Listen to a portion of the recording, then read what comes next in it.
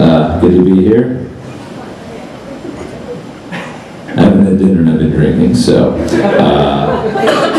I'm from Ohio originally. I've been here for 10 or 11 years. I actually had to leave Ohio because I went to jail for a couple days for a little drinking and driving misunderstanding. And I'm not allowed to drive anymore. It's a true story. All this shit's gonna be true. I got pulled over coming out of McDonald's drive-thru at 2:30 in the morning after the Super Bowl, and somehow the cops cracked the case that I'd been drinking. They were very good in Columbus, Ohio, guys. So I got cuffed and taken away from my car. Okay, and my buddy was sitting in the passenger seat, and the cop walks around and he taps on the window with a flashlight. He goes, "Son, are you sober enough to get this vehicle home?"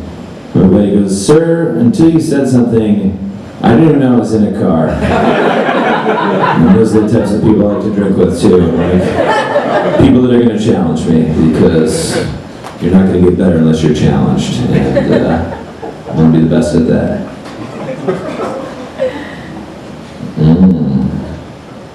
Should I show the label or hide the label? Promote that shit. Does this smile look fake? So I'm trying to smile more. I'm doing some acting. I'm on Law & Order SVU January 31st. So, yeah. Well, listen to this though.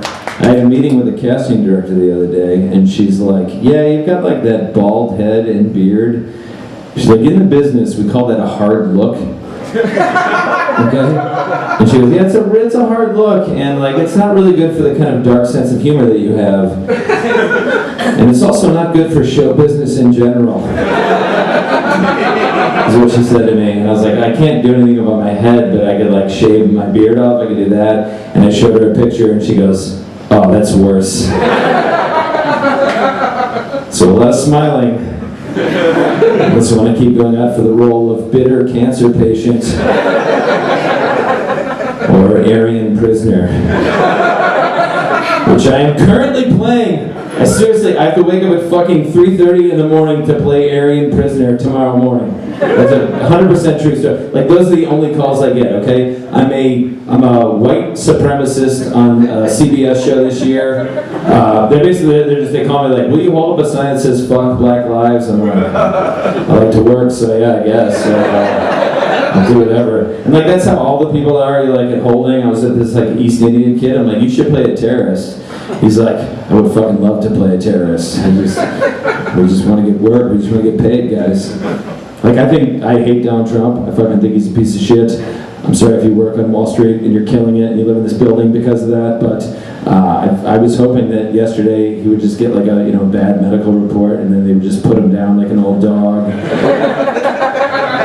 Or the Secret Service would kill him. Like, I think, if it was personal, I think it would mean more to me. Like, it's just like, yeah, you fucking cheap government suit. He's, the Secret Service agent just fucking plugs him in the head.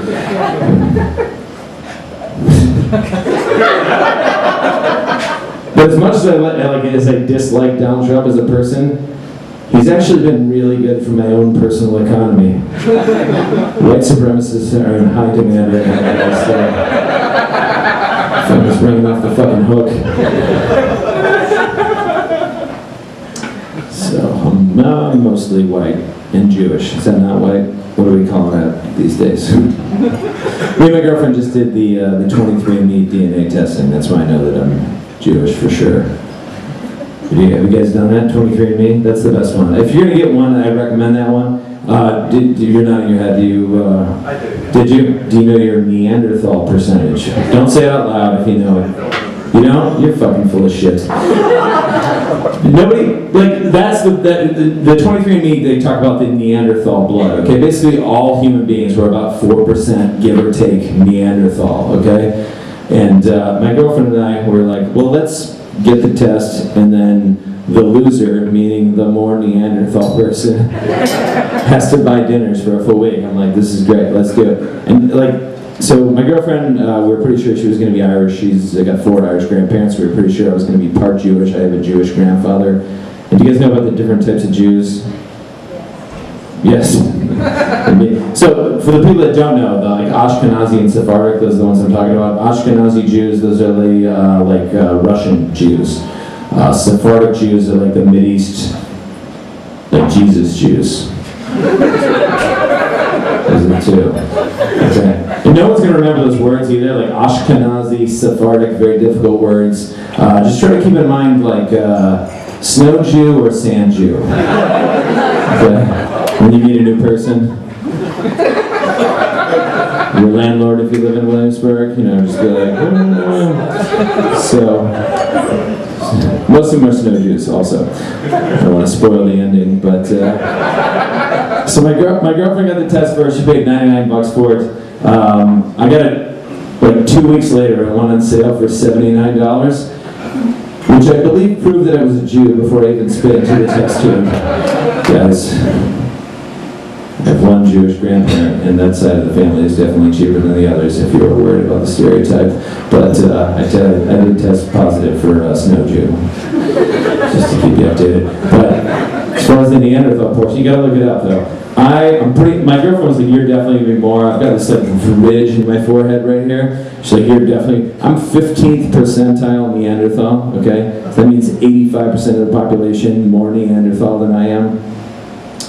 My girlfriend is 96th percentile Neanderthal. As soon as she was reading the results, and I just dying laughing. I was falling over, choking, and then she's getting mad at me just because she's reading results. I just took leaves and twigs and scraped them into her test tube, blaming me for her results. I was your drunken Irish ancestors just fucked anything that rolled into the ball.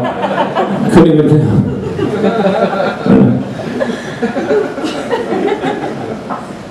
Usually this show crushes guys, so I don't know what's going on. But, I don't know if you're weirded out by the word Neanderthal, but they've been extinct for 40,000 years, guys. This is not a social justice issue you need to be concerned about. I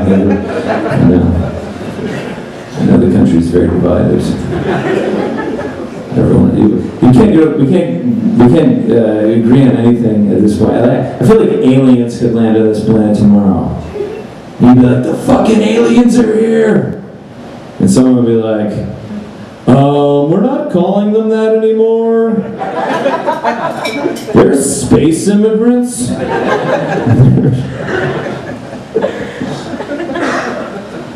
Do you think if aliens did land on the planet, we would have trouble explaining to them why Asian kids are allowed to use the N-word? Do you think? Because they'd be like, this N-word, the black kids and the Latino kids, I feel like we could get over that hump pretty quick. And they'd be like, yeah, but the Asian kids were like, we don't fucking understand either. We're really getting away with one. You guys have not ridden the train at 3 p.m. after school. They're screaming it.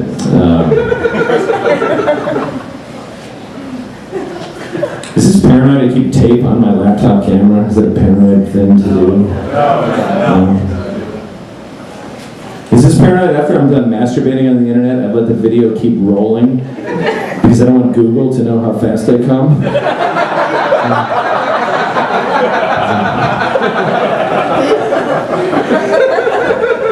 A little bit.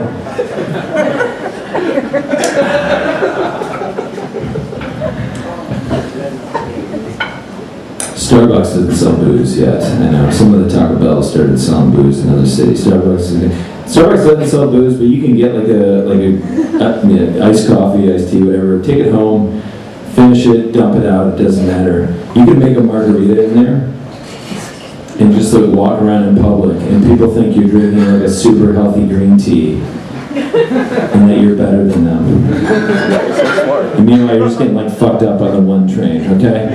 Here's the thing about drinking in public in New York City. Very expensive city to drink in. I'm sure you guys know.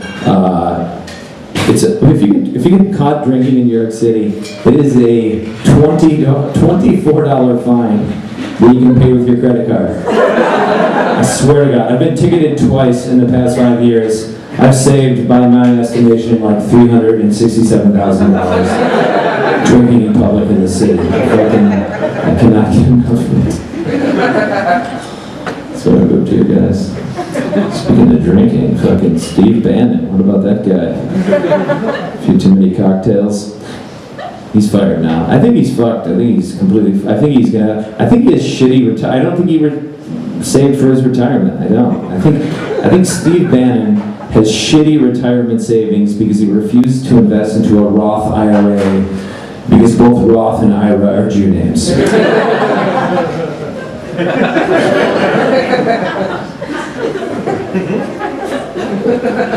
Thought that one deserved a little bit more, but so I'm going down to the financial district for some comedy. How about this one? Fucking burn the house down. In conclusion, guys, so this is a true story. I'll tell you this, and I'm getting out of here. But I used to live in Astoria, Queens. I was there for a number of years. They say it's the most diverse city in the world. Okay, and I'm walking down my block one day. And there's a Middle Eastern family, a couple doors down. They have like a fenced-in front yard, and there's a little boy standing in the corner of the fence. He's maybe 2 or 3 years old as I'm walking up, and he's got something in his hand, and he throws it, and I pick it up, and it's just like $4 or $5 American dollars, just all watered up. So I'm a good guy. I'm gonna give it back to the family. So I try to get the mom's attention, but she had like the full like burqa on with the eye slit thing. And I was like, ma'am, and she's like, ah! And she like looked away, and like the 3 dudes jumped up and ran over to the fence. Okay? And now I was like, I should have stolen the fucking money. Okay? Like, I'm causing an international incident in my own neighborhood over $4 to $5 American dollars. So I'm just like, sir, I'm sorry to bother you. My name's Jason. I live a couple doors down right here. I was walking up, your son had this in his hand, he had money, I don't know why he had this money in his hand, but I just want to return this to you, and he just stares at me. I was like, oh shit, this guy didn't speak much English. I was like, hey, your son had this money, I want to return this to you. And then he starts getting pissed, okay, he starts yelling, "La!" All 3 of them yelling, "La!" Okay, which I looked up later on, it means no in Arabic, and they were fucking screaming it at me. That should be in the Rosetta Stone commercial. That would be so helpful. Maybe we could get out of this. But these guys are getting pissed now. I started getting pissed too. I've got like things I got to do with the rest of my day, so I'm getting like angrier and angrier. So I was like, motherfucker, you dumb fucking kid at this goddamn, take your fucking money. This goes on for like 3 minutes, the most awkward situation of my life. Where it is, this guy speaks 0 English, okay? Like not even 1 word. So here's what he sees from his perspective. He's got a strange, middle-aged man standing in his front yard and pointing to his youngest child and offering $4 to $5 American dollars for him. And he won't take no for an answer. So, all right, guys, thanks for your time. Enjoy the rest of the show. I love this place. This is great.